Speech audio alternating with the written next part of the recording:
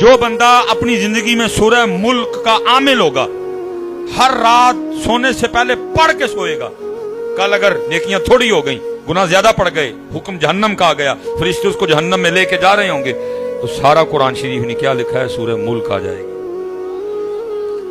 और फिर आके क्या कहेगी, रब्बे करीम ये दुनिया में मुझसे प्यार करता रहा है, ये मेरा आमिल था, कभी मुझे पढ़े बगैर नहीं सोया, मैं आज इसको जहन्नम में जाने दूंगी नहीं। हुक्म होगा नेकियां थोड़ी हैं, गुनाह ज्यादा हैं, जहन्नम में जाना पड़ेगा।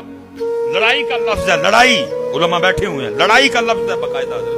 सूरह मुल्क लड़ेगी, कहेगी मैं जहन्नम च जान देना नहीं। अच्छा, अगर इसको जहन्नम में भेजना ही है तो फिर इस तरह किया जाए कि मुझे कुरान पाक से निकाल दिया जाए। अब सूरह मुल्क को तो कुरान पाक से निकाला नहीं जाएगा, तो क्या होगा, सिर्फ सूरह मुल्क की वजह से उस बंदे को बख्श दिया जाएगा।